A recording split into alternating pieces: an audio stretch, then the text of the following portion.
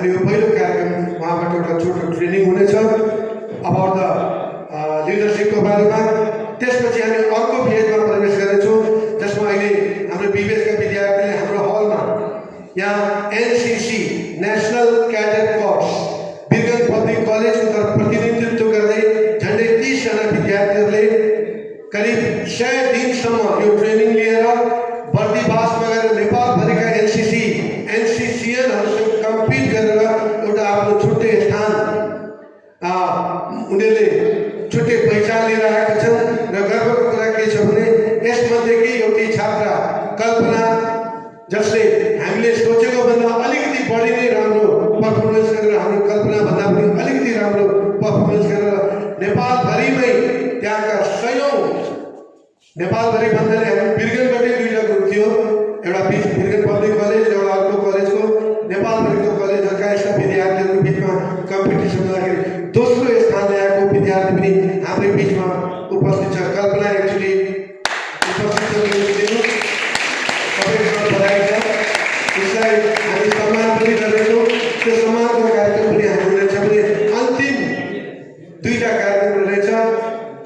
अन्तिमको दुईटा कार्यक्रममा पहिलोमा छ रमाइलो, खेलले, नाचले, गीतले, अनि त्यसपछि खाना पचिसकेपछि आवश्यकता हुन्छ पेट भर्ने पनि, र त्यसपछि हाम्रो खानाको पनि व्यवस्था छ। त यस प्रकारले हामीले यो आजको कार्यक्रमलाई 4-5वटा इन्टरभलहरूमा भाँडेका छौँ। त्यसमध्येको सुरुवात गर्नुभन्दा पहिले म यस वीरगञ्ज पब्लिक कलेजका हाम्रा फाउन्डर निर्देशक प्रोफेसर डाक्टर दीपक साके सर, मधेस विश्वविद्यालयका भाइस चान्सलर हुनुहुन्छ, उहाँलाई आसन ग्रहणको अनुरोध गर्छु।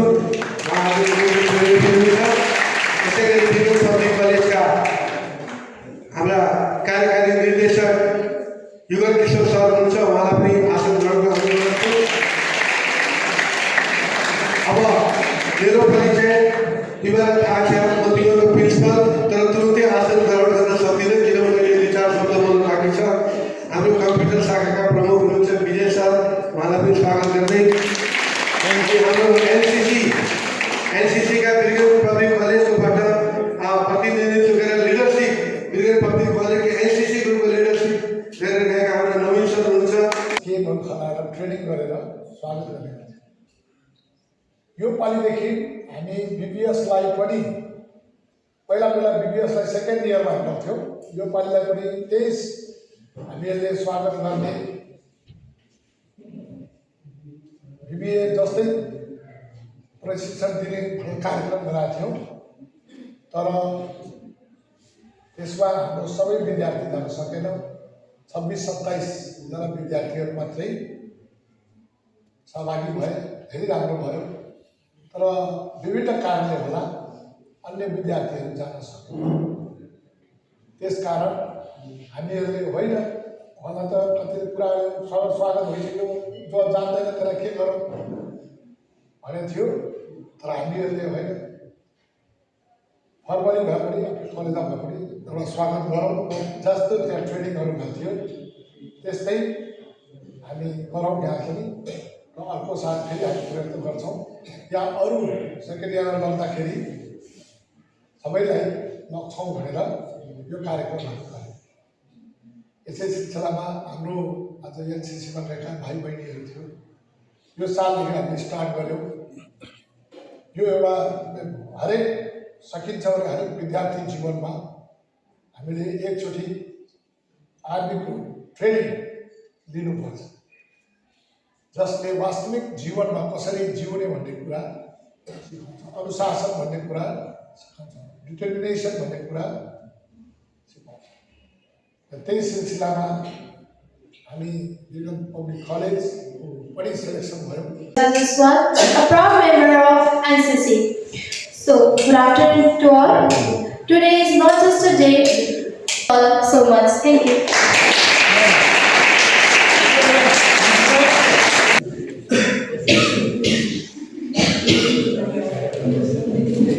Good afternoon, everybody.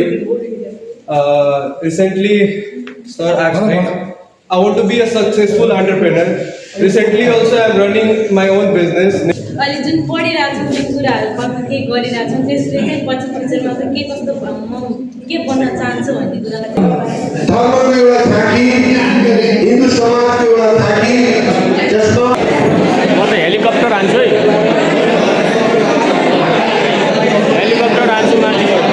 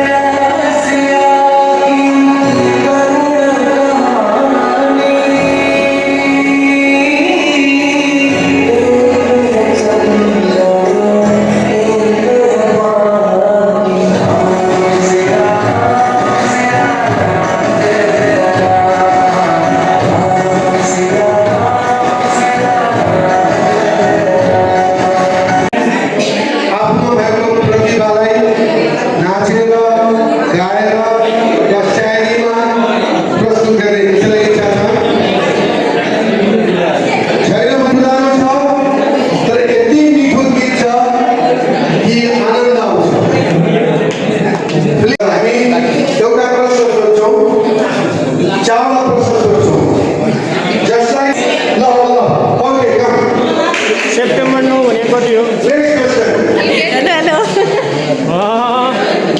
Next question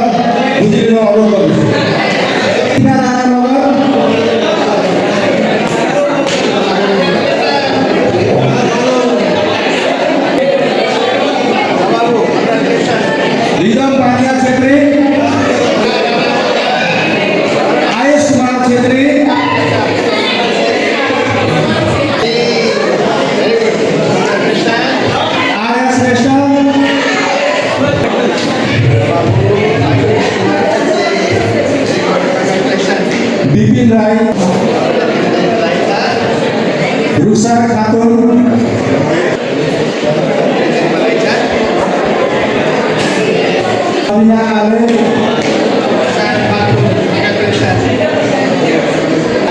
Ramniwas Salva, Mohammad Akhtar Hussain,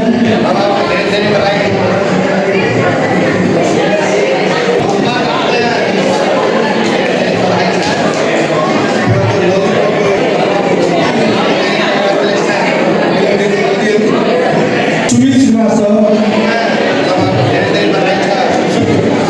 Gautam Chaudhary,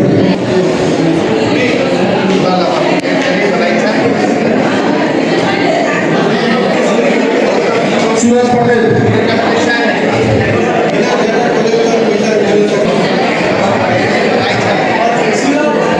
उज्जवल महाजन,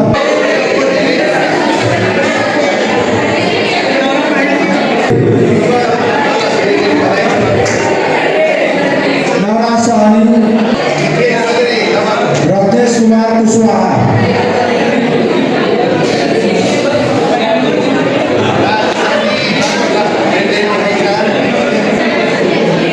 आदित्य गोलू,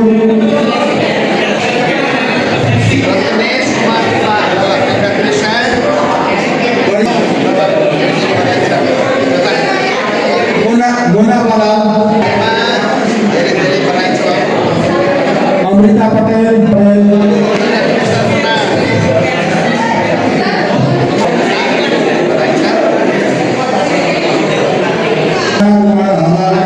राधा कुमारी